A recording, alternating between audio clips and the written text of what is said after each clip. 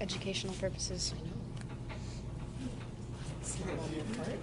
I beg your pardon? Yeah, thanks. Ms. Agard, Yes. I'm coming up to these chickens. Did you want me to do 2 like backpack portions of skin on boneless chicken breasts for you to take home, put it pop in your freezer? Sure. Okay, so, That's his way of recouping money. oh, they know. You're well aware. Okay, so remember, we're going to take off the cavity fat. It's the first thing you want to do.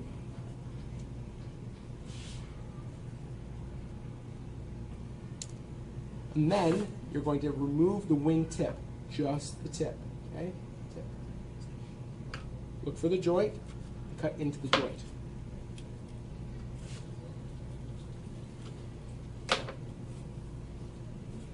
Then you're going to remove the flat wing.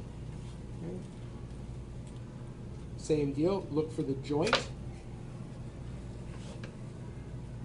and cut along where the socket is.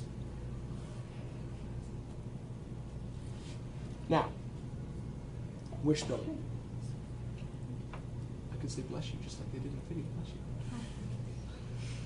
You want to take a little bit of this fat off, just so you can see where the wishbone is.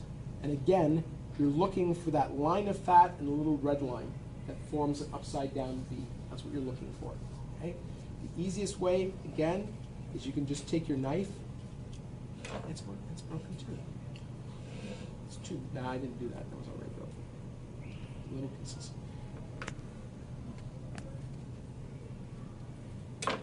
Carve along that. I'm only doing it upright like this so you can see. Okay?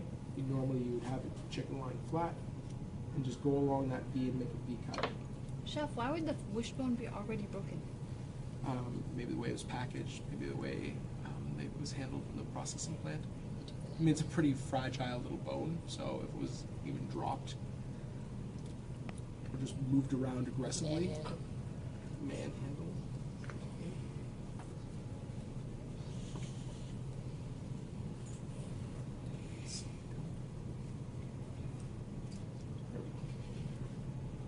I got half of it.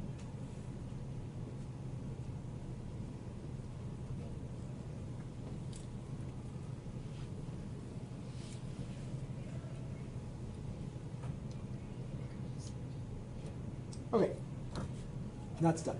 Now we want to remove the legs. Like I said, you want to push the legs back, okay?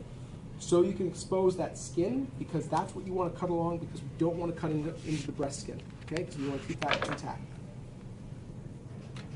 So again, using a little bit of gravity, cut into there. We're going to do the same on the other side. Stretched out, when you can kind of see through it where it's opaque, you cut down. Okay? Turn towards you. Thumbs flat on here. Chicken chiropractic adjustment. Pop it out of the socket. Okay? Like I said, we want to keep the oyster intact and on the chicken thigh. Okay? So you need to make sure that when you cut down here, you don't just cut straight across here, straight across there. You come around the oyster. Okay? You'll see it there. You go up high, around, and then you dig it out. And then follow along the bone line. Okay. Same on the other side. Expose this, cut the skin a little bit so you can expose it. You're popping it. You're coming around and digging it out. Okay. Chef, is there only one oyster? There's 2. There's 1 on each side. Okay. Come along there. Boom. Take off the fat. While we're on this side, you can take off the Pope's nose.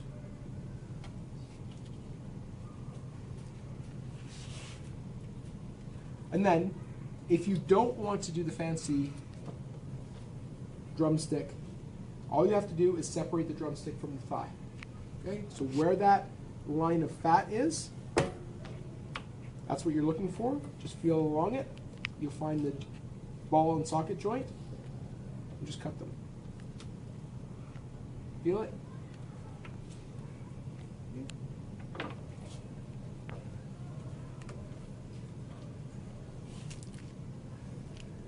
Thighs and drumsticks. Now the breast. Spread the skin nice and flat. You're going to do a nice shallow cut along the keel bone. Okay? You'll be able to see the line of fat. It runs right along the bone. Okay? Just a shallow cut so you can expose the bone, and then decide which side you're going to start cutting on, left or right. Okay? Nice, long, fluid cuts with your knife pressed against the bone so that you're not leaving too much meat on here. Okay? Some people, what they'll do is they'll angle the knife out like this to cut so that the flat edge leans against the bone so you know that you've got it along the bone. Okay?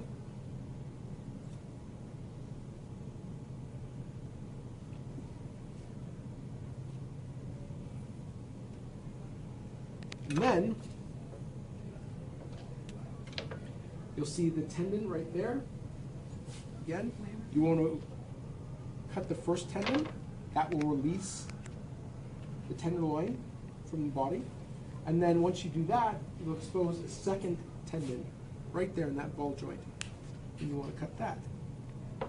That releases the two ball joints. Okay? And then same deal, you want to go around that. Letting gravity help you remove. Now we've got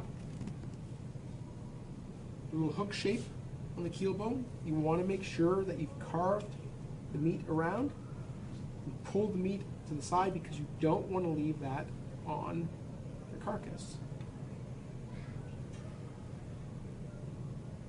Come along the keel bone again. Like I said, it's a little harder taking the second breast off because there's no weight on the other side.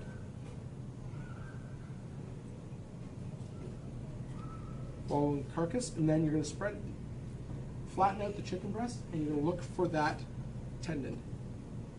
Just a little cut, doesn't have to be too aggressive, and that releases it, and then you can see the other tendon really clearly then. Okay. A little cut into there. Go around the ball joint. And there you go. You have your carcass. Take this last little bit of fat off.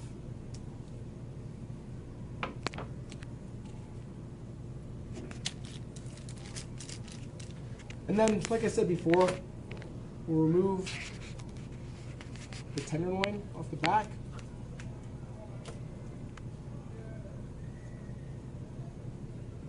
We're going to remove the small drumstick chicken wing by just doing one cut straight across. And keep these for later. Chicken wing extravaganza. What is that?